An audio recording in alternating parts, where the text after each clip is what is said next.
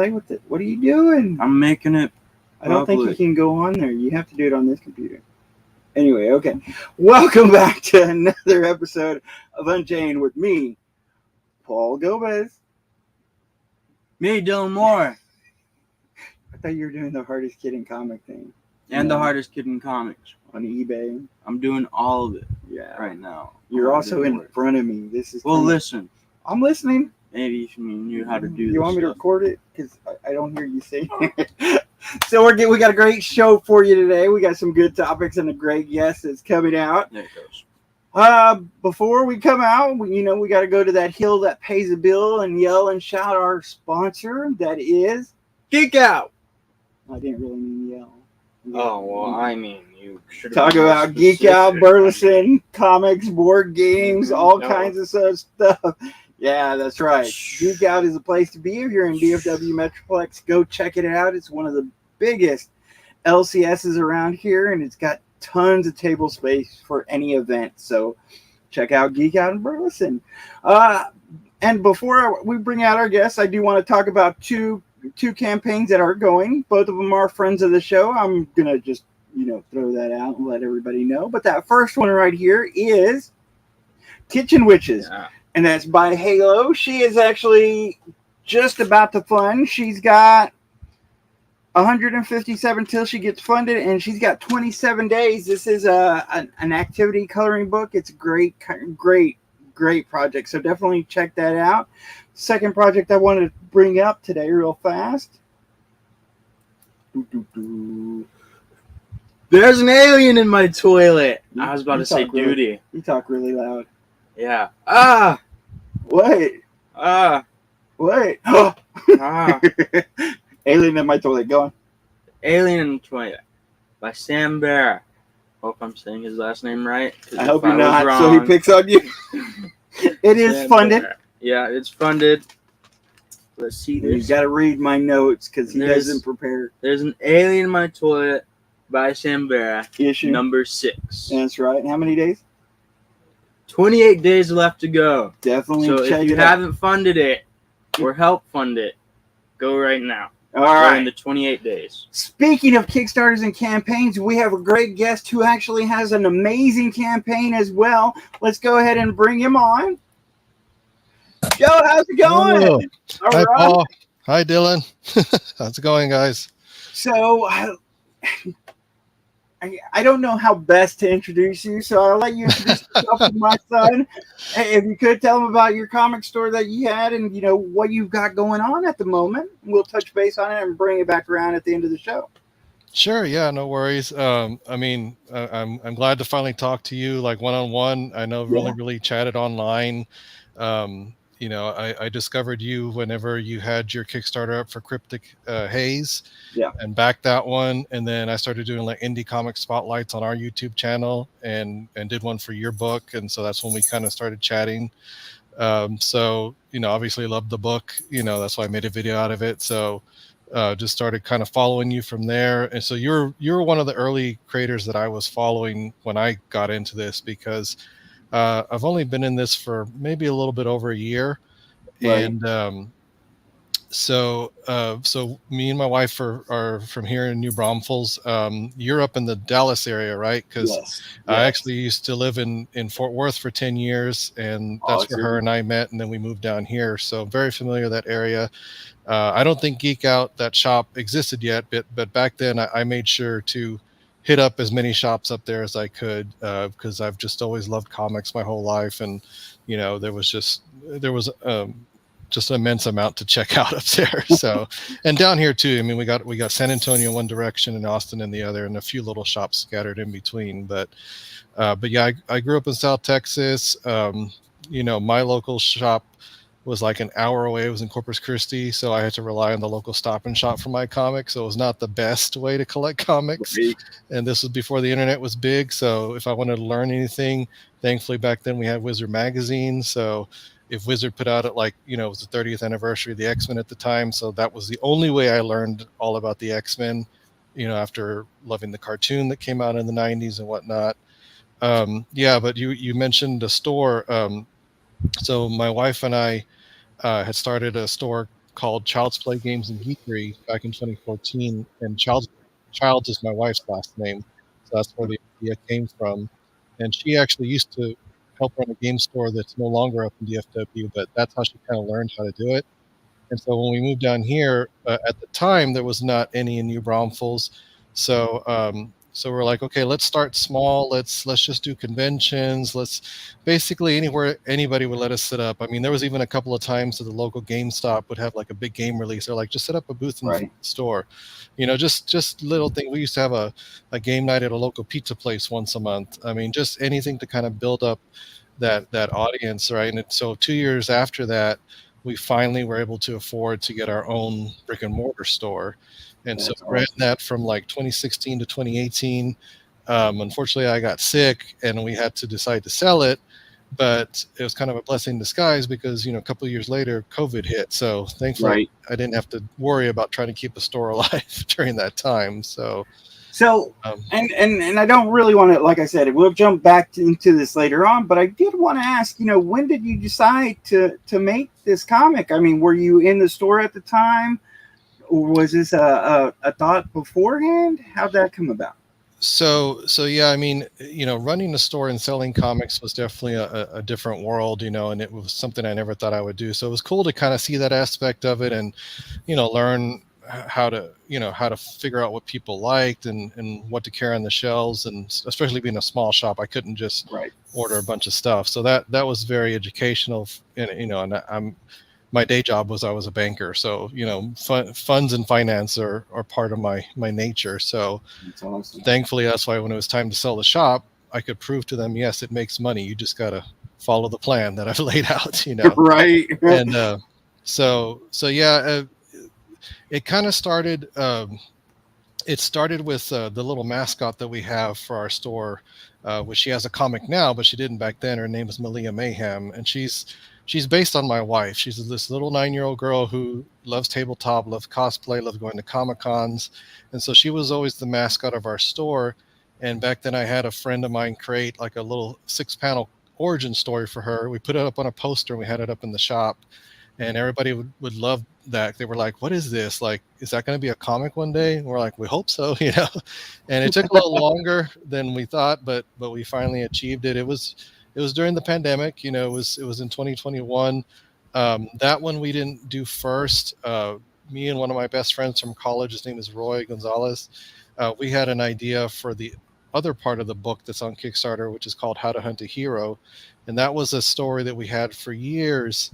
And we just, we tried it as a web comic. I even learned how to write like animation scripts. Like it's got all kinds of things. Well, finally, I know Chuck Pino. I met him in 2019, the year before the pandemic, and he was very helpful. And when I mentioned we were thinking about it, he's like, "Oh, he's very helpful. For anybody who knows Chuck, he's super helpful.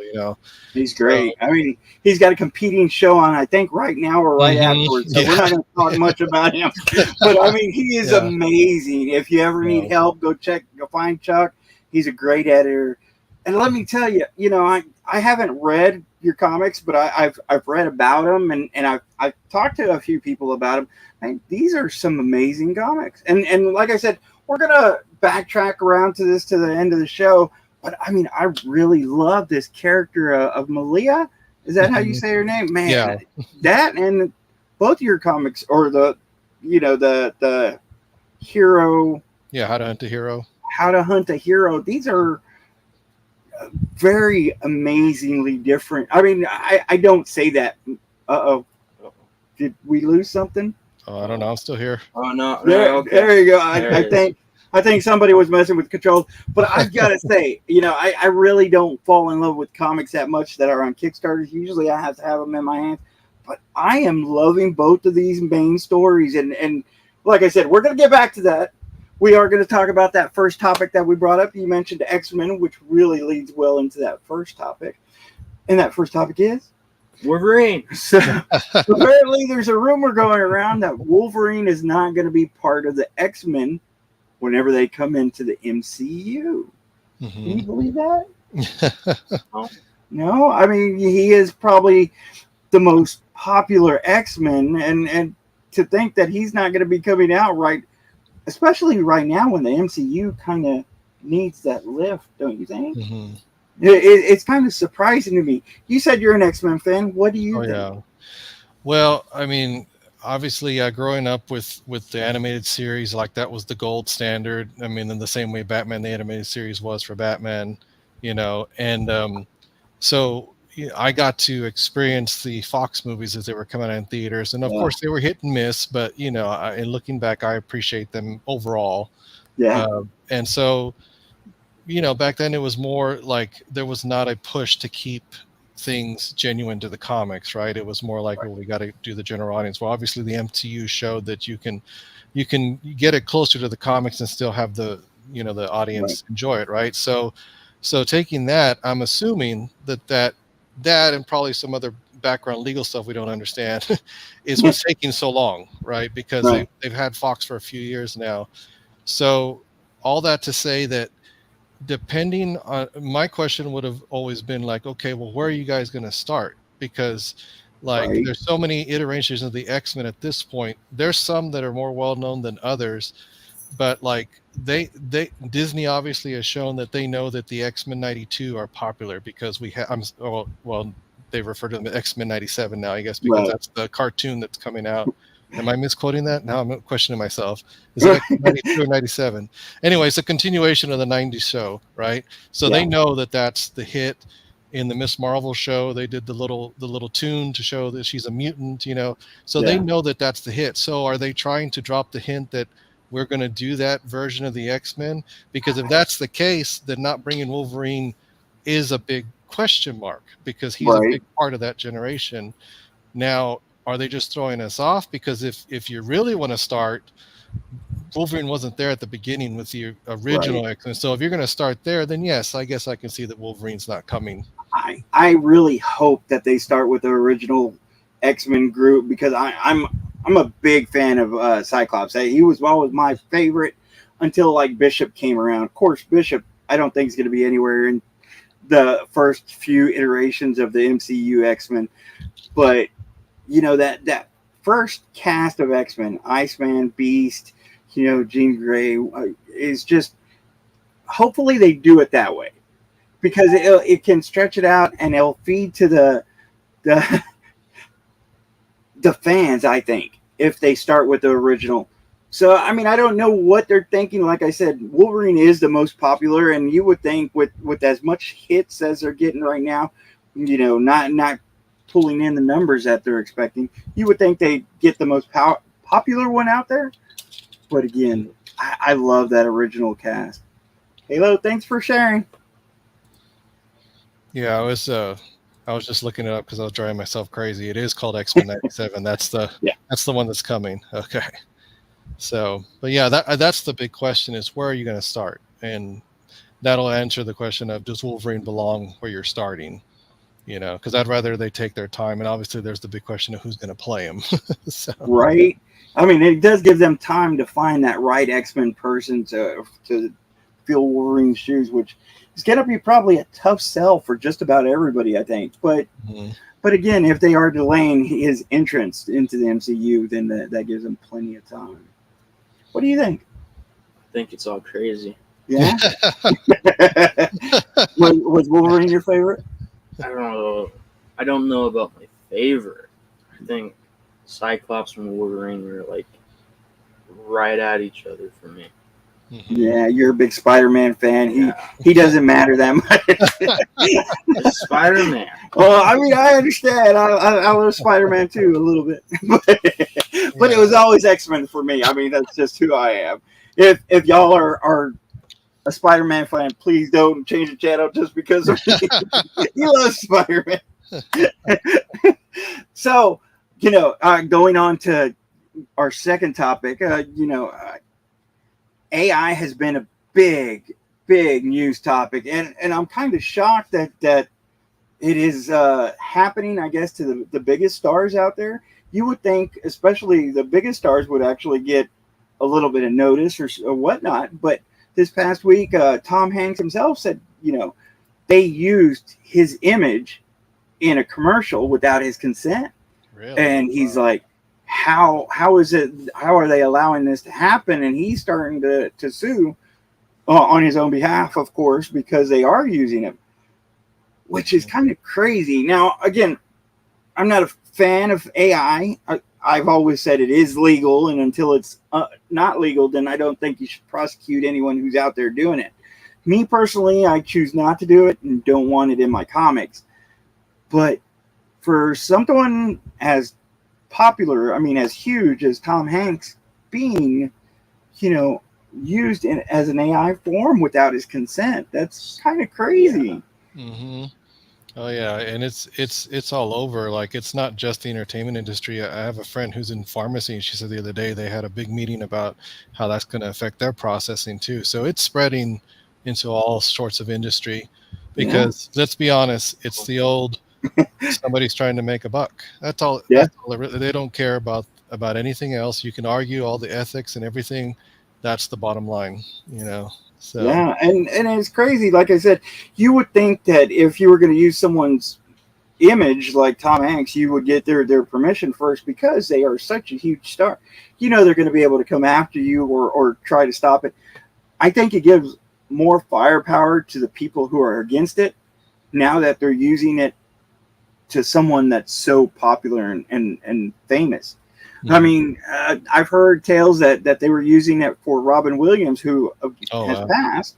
Yeah. But, his family's kind of taken up that mantle of saying, hey, you got to stop this. You're not allowed to do this.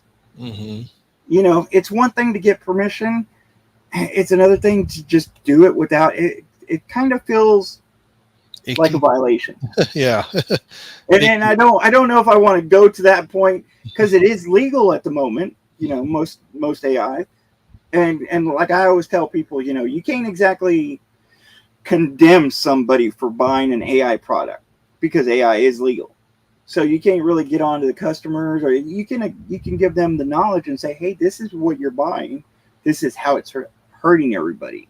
Mm-hmm. But, just to condemn everybody, and there's people out there, and again, my opinion, there's people out there, they say that they use AI for a tool or a reference or just a background or something like that. And me personally, I think if you turn AI on that first time that you hit a key or use it for anything, you have no right to say anything against it. Mm-hmm. I'm like, I mean, and again, like I said, it's my opinion, but it's a weird day that we live in. Oh yeah, it's crazy. And like I said, how it took off so fast. Do you remember Arnold Schwarzenegger's movie The Running Man? Yes. You remember the part where they replace his face and make it look like he died? Like, that's what I think about when I think about this stuff. I'm like, we're pretty much there. Like, you can pretty much do that, and it's just a matter of time before something similar to that happens. Obviously not going to be the same as the movie, but something's going to happen. Just mark my word, something's going to blow up. This is obviously big because it's a big star, but something's going to happen. And the thing about it is, like I said, it's starting. People are kind of either putting their heads in the sand or just trying to shout everybody down about it. And I think there's a middle ground in there. Like I say, it is legal. So if somebody's buying an AI product or out there selling an AI product, you can't exactly do much about it. But I think we should try to figure out how to do something about it. Hey, Tom Hanks is going in there, and he's basically taking him to court, which is what he should do and what everybody should try to do. Fight it legally or fight it in a reputable way, instead of, like I said, witch hunts or condemning people. That seems to fuel the fire, I think. Yeah. What do you think? I think AI is something very interesting. Everyone has their opinions on it. Mine, I just don't know about it. So in your day, it might be a staple where it's common. I mean, by the time you get my age, everybody might be using it in the household. Yeah. Kind of a scary thought, but I mean, they already have Alexa, so yeah. So On to the one of the last topics that we got, and this is, I don't have a graphic for it, but I mean, you're in there, Kickstarter on a campaign. This is October, and I think I heard or read that there are 350 campaigns out there right now. 350, which is kind of high for campaigns out there. So, do you think October is the most popular? Is this the right time to be campaigning? Why are there so many? Well, the thing is too, if I know there's a way to search it, but if it's 350, that's actually lower than what I've seen, because I know some of the other months I saw 400 plus. So obviously October is the popular month for people in general because they love Halloween. And I mean, even Kickstarter themselves, they offered a special this month called Witch Starter, to where if your project had any kind of magic to it in the story or whatever the theme is, you could apply for that, and they would supposedly boost you more.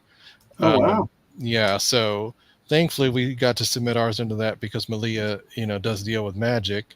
And I know Travis Gibb got one under that, and I know Tyler's about to do one. I don't know. I told him about it. I don't know if he got it under there or not, but it's still up there. So obviously Kickstarter, for whatever reason, if they are considering it the slowest month, because I hadn't seen this offer before, this feature, and I was like, is this something they do every month? And I kind of looked back and I didn't see other themes.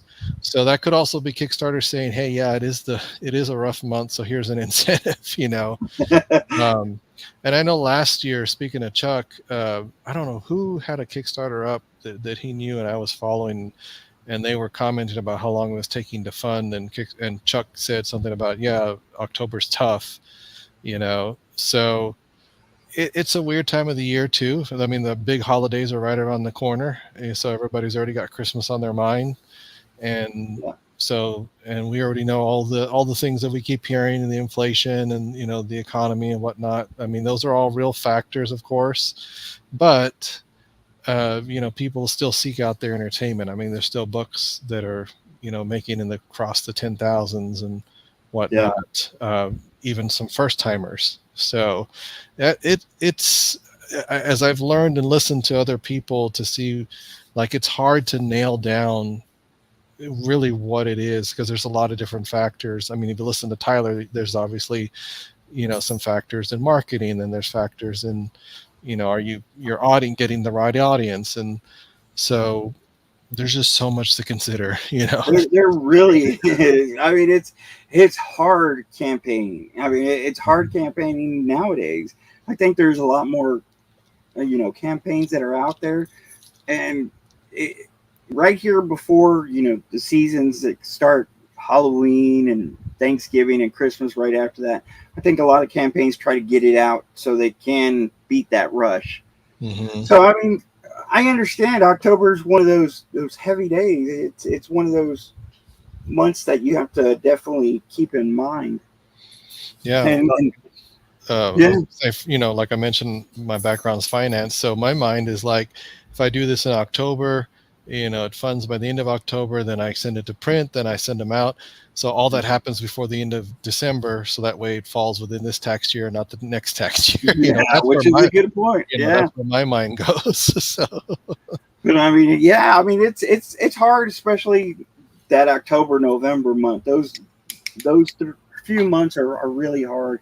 So we definitely wish everybody who's campaigning great success, and I hope everybody's doing well. But having said that, we do want to talk about your campaign. I have got to say, I don't really shout out about too many campaigns, but your campaign has been amazing. I mean, from what I read, it's amazing. Like I was saying, those two stories, the first two, are so, from the descriptions, are so gripping to me. These are so different, it feels, than most of the stuff out there. Can we first talk about, what is it, a hero? How to Hunt a Hero? How to Hunt a Hero. Yeah. I keep wanting to say a Hero Reborn. That's okay. And stop me if I'm wrong. So this character's a villain. Yes. So How to Hunt a Hero is the older of our stories. That one is the one that me and my friend Roy have been working on since college. And when we first started it, we were doing it from the hero's point of view. It used to be called Average Joe, and the main character is named Joe, and he's kind of an amalgamation of me and Roy. I mean, all the things that we like, comic collecting, toys, pop culture. And so 20 years ago, telling that kind of origin story to where he gets his powers and we start following him, it hadn't been done to death yet with the MCU and the DC Right. and all that. So come around 2021 and we were like, maybe we should change it up a little bit. Maybe. So he had already come up with the antagonist, which is, her name is Ava for short. Her full name is Avarice Greedy, and she's the daughter of this rich, billionaire, and it's just her and her dad, and he's super busy, and her whole life, it's just like, here's money, leave me alone. And so she, her main thing that she found that she liked was when she learned about what cryptids were in that world. She was like, well, I'm going to learn how to hunt them. And so she kind of went on this, we kind of call her like almost like an evil Batman, because it's the same idea as she took that wealth and she went around the world. She learned from different hunters. And so that's how she was able to learn how to capture these creatures. And one of the other aspects we added to her is we kind of added almost like an Iron Man aspect to where she learned how to make these suits. So that way, when she goes up against these creatures, like Bigfoot is her first capture, for example, in our world, all the cryptids represent some sort of traditional superpower. Like Bigfoot has super strength, the Yeti has like ice powers, the Mothman can teleport, like things like that. So that kind of added the superhero aspect to it. So whenever she goes up against them, it's not an easy task. We didn't want it to be like it was so convenient that she could beat each one. Sometimes she loses, and when she loses, she barely makes it out, and then she has to go and redesign her armor and like learn. And that allows my friend Roy a chance to draw a new piece of armor, Right. So he gets to have fun with that. And so it just felt like once the story turned into that, it felt like it all fell into place. It was like, okay, let's tell it from her point of view, because Which is amazing. yeah, That's great. This is what I started to love about this story from hearing about it. Mhm. So she's the villain. This is your main point of view, and she's trying to find that counterpart, the Mhm. hero, and she's making the hero. Yes. Am I getting that right? That's Yeah. great. Have you heard of anything like Uh, that? Kind of like Unbreakable, but man, the way you got it laid out is so Yeah. much. Yeah, because she finds Joe and she falls for him, but not in the traditional sense to where she's like so dumbstruck in love that she has to have him. It's more like she's so used to getting what she wants.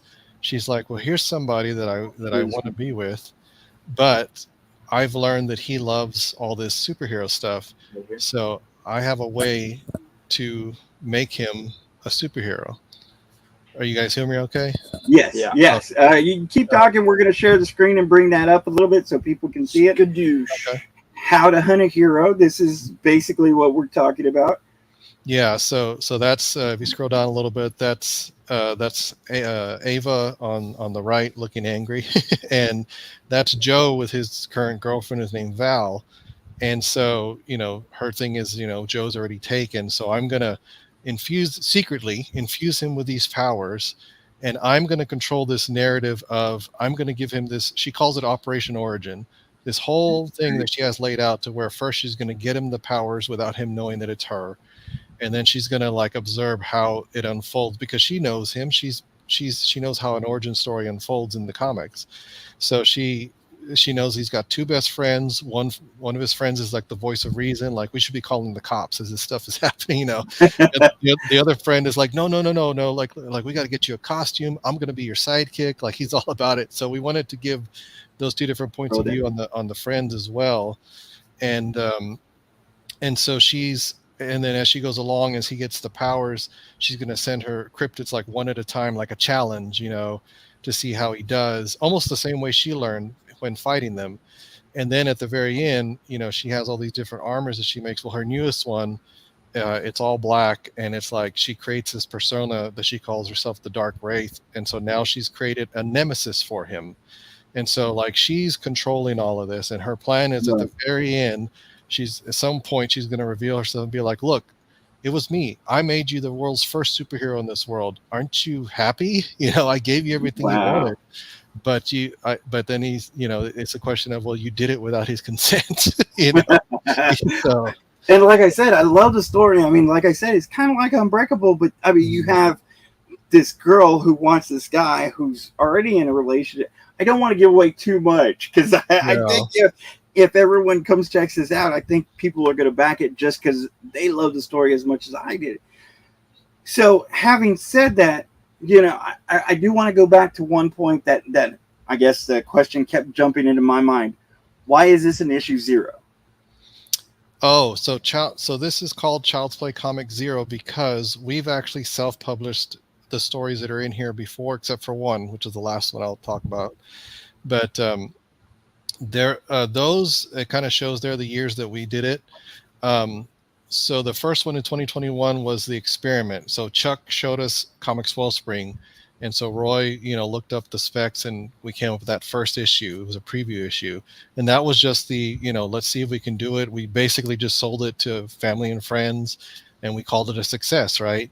Then fast forward to this year, whenever we were like, okay, is this year we're going to start going back to cons, And so we did, and so we repackaged that original issue into a 0 issue, and then Roy had already started working on issue 1, and so we took that to Hill Country Comic Con here in New Braunfels, and we sold out. And so that was another win. We're like, okay, so people like it, like strangers like it, not just our friends and family, And so it's just built upon that, and then it's also got 2 issues of Malia Mayhem that we've released as well. So we decided, hey, when we come to Kickstarter, first of all, we want to bring what we've already created and show Kickstarter, look, we've made comics before we came here, so you can trust us to know that, we've made them before. We sell them at our own website, so we know how to pack and ship things and make sure things get there on time. And so you've problem solved a little bit of that stuff that new creators have probably already hit, so you kind of understand what's going on. Now, are these stories in this issue that we're getting? Are some of these add-ons? Because like I said, I honestly am falling in love with these 2 stories. I'd love to see if I could be able to get these too. Yes, everything you see there is in the book. It's going to end up being a 44-page book, and awesome. It's the cover A is only $8, so we tried to make it affordable too. Yes. And of course, you can get a digital for $5. But yes, it represents all of those books, and it has Malia Mayhem 0 and also the number 1. I can talk a little bit about her if you want. That was the one. So I love this character too, and again, this story seems a little bit different than most too. Most of the time, you see a Kickstarter, you'll see something that's a little bit repetitive, that's out there and has been out there a lot. Both of these stories are so original. I commend you on this because you don't see that much. The art is great. The story from the descriptions pulls me in. I mean, just right away. Malia, I'm in love with this character. I mean, again, let me see if I can say this straight. So she jumps from dimension to dimension, like different games. Yes, yeah. So she's That's awesome. So she, like I said, she's based on My Wife Who Loves Tabletop, right? So in this world, Malia, she's at a con one day and she finds a little magical D20, and it takes her to this realm that we call the Tabletopian realm. And it's basically the world where every single game that you play here that's a tabletop game, it exists there. Like the characters are real, their world, has consequences and whatnot. So she's pulled into that world by this mysterious creature called the Game Master. And the Game Master tells her, like, there's this force in this world right now that we call the Troll. And he is going from game to game, and he's messing everything up. And so as he messes up the game in the world, in the real world, if people are playing that game, somehow it messes up. Either they say the game is broken or something is happening. And that idea kind of came from, I don't know if you've ever seen the Never Ending Story, but that idea that when people stop believing in Fantasia starts to fall apart. It's the same thing here. When people stop playing certain games, the real world, they go out of print and they're gone. Well, what happens in their world? Well, that part of the realm starts to fall apart because nobody plays that game anymore. Right.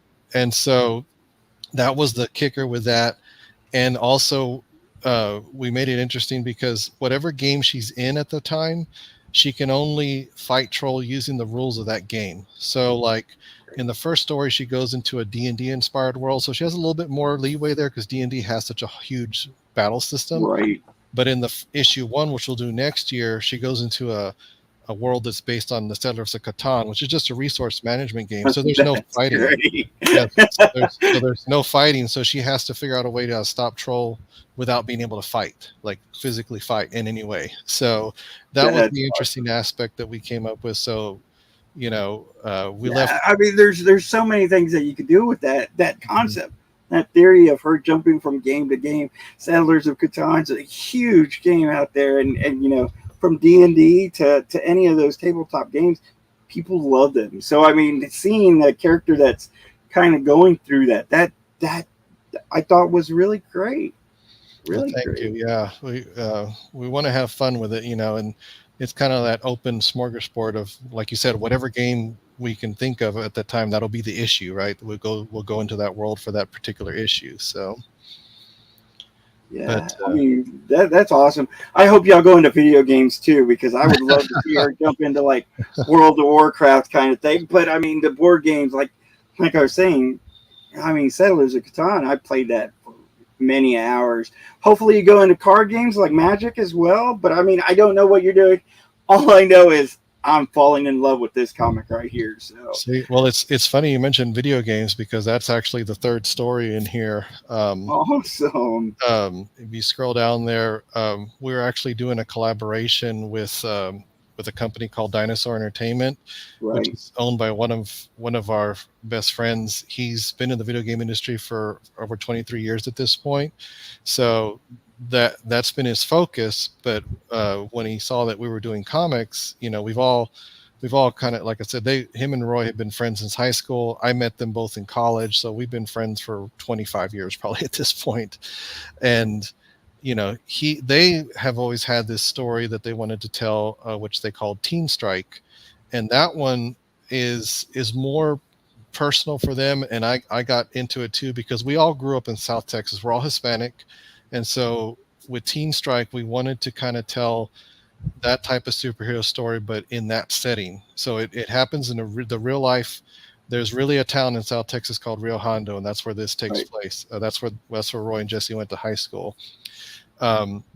There's some of it that'll sound familiar. It's a group of kids that they start, learning that they have superpowers, but there's the mystery of, how are they getting it? Like, why is it happening in this small town? Right. Like, is something doing this to them? Like, that's part of the mystery. And then the other thing that we were talking about with this one was, like Jesse was always saying, like, it's always cool. Like for example, if you think about the first Spider-Man movie, Sam Raimi Spider-Man with Tobey Maguire, like the first act, like when he's discovering his powers, like the scene where he's in the cafeteria and he catches Mary Jane and he like webs the tray, like those fun little things that you don't think about, because by the time you know it, you're in act 2 and 3, and it's already the world ending events, right? So we've already forgotten about those little fun moments. So we were like, let's stay in those fun moments longer with this story. Yeah, so we're going to go to those big, world-ending events, but then the next day you survive a world-ending event, and then you got to go back to class. Like, what is that really like? Like, how does that mess with a kid who's trying to really still go to school because they can't really tell everybody else what's happening in their life? As far as the other kids are known, it's almost like a GT class. Like, well, they're being pulled out for that class, but they'll be back, And so that was what made that one different for us. So that way we could explore it. And again, like I said, all of us growing up, even though we didn't grow up in the same high school together, us all being Hispanic, you got those stories that everyone relates to. Yeah, definitely. Yeah. Let's talk about these covers. These are some beautiful covers. Oh, thank you. Yeah, that's that first one, that cover A is by Carla Diaz. She's the one who does Malia Mayhem Zero, so she's got that real anime look to her, which is what we wanted for Malia forever. And she's actually from Chile.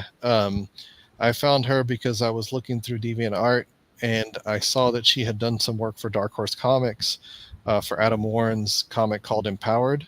And she, Yes. Adam Warren is very big, very big manga style artist. And so thankfully, when I reached out, we were able to afford her and she was super fast. She got it out to us within a month. And yeah, she's more than willing to continue on, she said, from there. But she does that cover A, which if you grew up in the 90s like I did, Image Comics, that is actually an homage to Image Zero. Oh, awesome. Yeah, which was a jam piece where basically had all the Image characters of the time on there. And so I just had her superimpose like our characters over it. So it was really cool because Image was a huge influence on me growing up because it was brand new. There was so much stuff coming out, And that cover A is only $8. This is 44 pages. Mm-hmm. Only $8. How are you doing this? No, let's go to cover B because I mean this is something I'm going to be thinking about for a while. This cover B. Oh, so that's actually by indie creator Fish Lee, who's somebody that I got to meet recently because I backed his Mighty Caw campaign that he did, and got the variant cover that he offered. And then, we got to meet a couple of times and talk about the cover. And he's an awesome guy. He was super helpful, a lot of great advice. And I mean, he nailed this cover. Like we were just talking about different ideas, and I was like, we're just going to do a split cover. And it was funny because I didn't know what to do with Malia and Troll. I'm like, you could just make Troll Chaser or something. And he's like, no, there's a dragon in that first story. He's like, you're not going to stop me from drawing a dragon. I'm like, go for it, dude. I'm like, go for it. So that one came out awesome. And that's a good representation of how to hunt a hero. You see Joe struggling with Bigfoot going after him. Meanwhile, Ava's in one of her suits pulling at him, so. Yeah. That's great. Cover B's $10 by Fish Lee. That's a good price, especially for someone like him. Mm-hmm. Go down. And this is a fun cover right here. Yeah, I was fortunate. This is Ben Bender. He's actually out of Austin, and I had actually commissioned him for it last year. And he's super busy. He does cons. He does his own book. So once he got it to me, my friend Jesse actually helped design the logo to look like Calvin and Hobbes because his style is very much like that. So that it's another Calvin and Hobbes is another big influence on me growing up. So it was cool to have a cover that kind of pays homage to that. So hopefully we'll get some Calvin and Hobbes fans out there. Yeah, definitely. And this last one is beautiful. Who's this? So this is Eddie Nunez, who actually does a lot of work for DC. He came through Wildstorm back in the day. They mainly brought him on to work on the DC online game. And this one was all Roy. Like Roy reached out to him, Roy communicated with him, and he told him about Ava and how to hunt a hero. And I mean, he did Ava in his style, which automatically buffs her up. Like she's been going to the gym a lot more with Eddie than with us. So, but it was awesome. I mean, Eddie's somebody that I followed for the longest time. Roy did too. So it's cool in this day and age when you can reach out to certain of your heroes, I guess you could say, and thank you.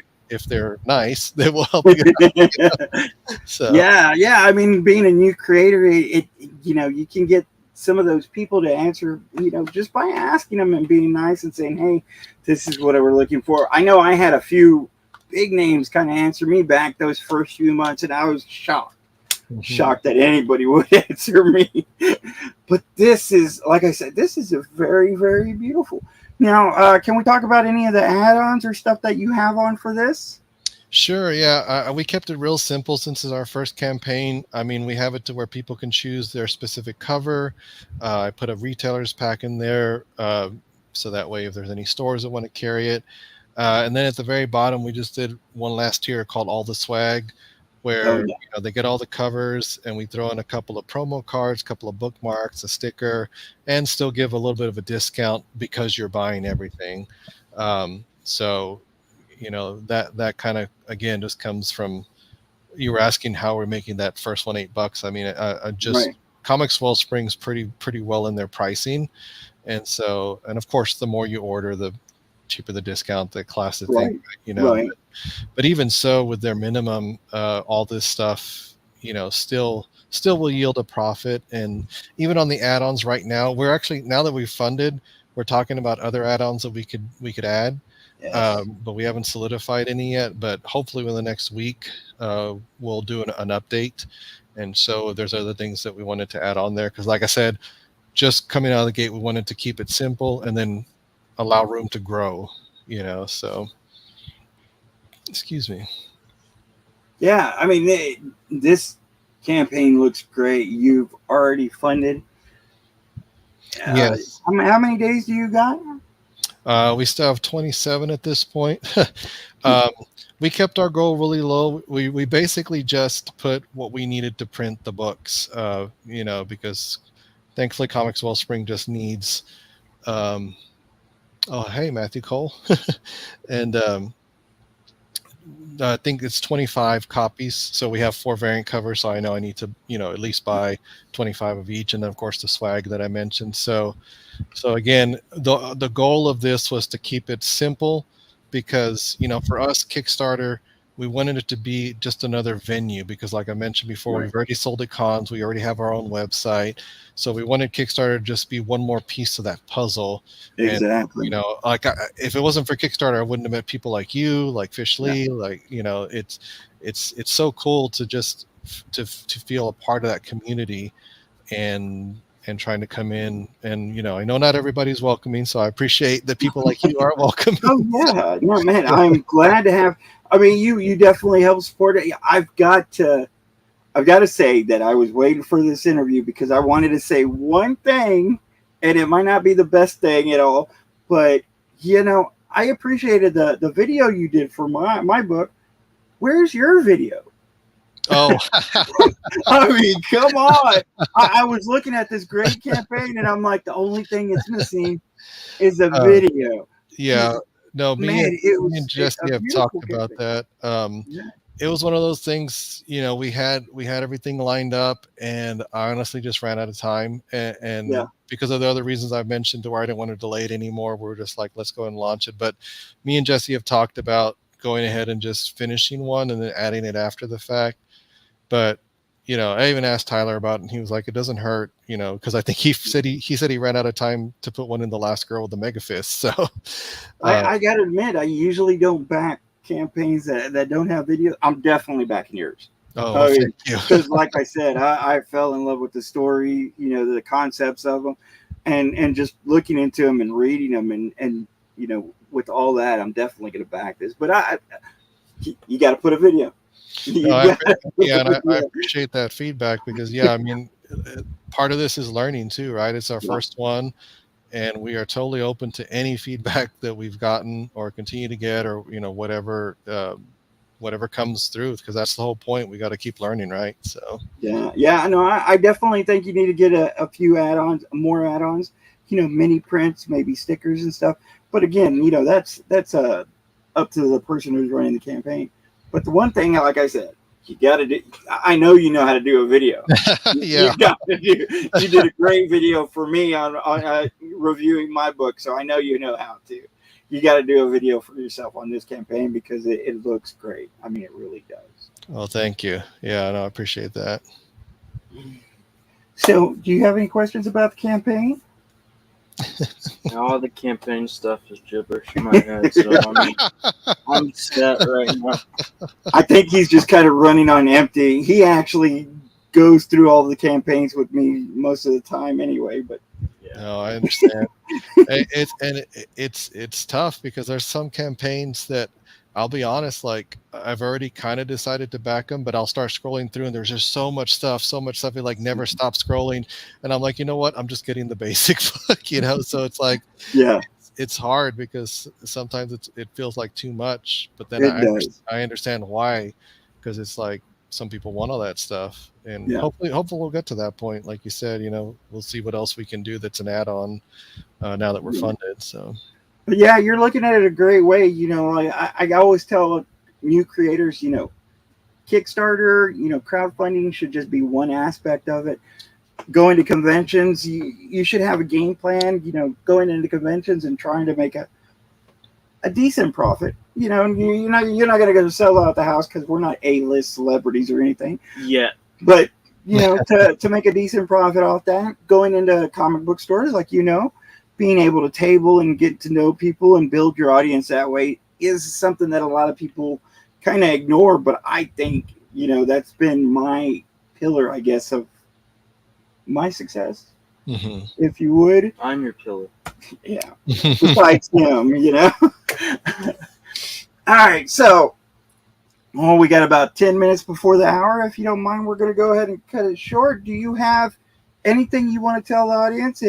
Where can they reach you? Definitely, they need to come out and check this campaign because it looks great. Sure. Yeah. No, I actually made a custom website to make it easier to get to the campaign. So they just go to childsplaycomics0.com and spell out the word zero. So just childsplaycomics0.com. It'll take you straight to the page. So that, just trying to make it as easy as possible to get to the page. So, but yeah, we appreciate the support. I mean, obviously we got a lot more planned. Everybody's got plans, right? And so, that's part of the design of this book too, is to kind of show you a little bit about each of what we have going on, because eventually the 3 stories will branch off into their own thing, and could potentially see Kickstarters for each one. It just depends on what the interest is. I need about 500 more people like you, Paul, that are this excited about it, and then we can take it to Kickstarter. So I mean, like I said, it looks great, and I don't normally say that about Kickstarters. Or your art looks great, the books look good, the stories seem, I mean, I really can't say enough of from what I've seen. I'm looking forward to reading each and every one of these stories. I really am. So cool. And I'm going to tell people about it too, because like I said, it looks amazing. Oh, thank you.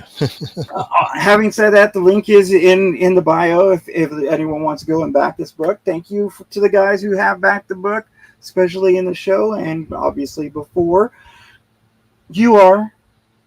I don't know who am I. Who are you? You're going, aren't you? Yeah. Who are you? This Dylan Moore, Hardest Working Kids in Comics on eBay. I am Paul Gomez 790. That's on Facebook, Instagram, and Twitter. If you ever have any questions about making a comic, and you can always come to me. If I don't know the answer, I will help find or guide you to the answer. If you are having a bad day, and if it's one of those things that you really need to talk to someone about, I'm usually on Facebook. Again, that's Paul Gomez 790. It's okay not to be okay. Just don't live there.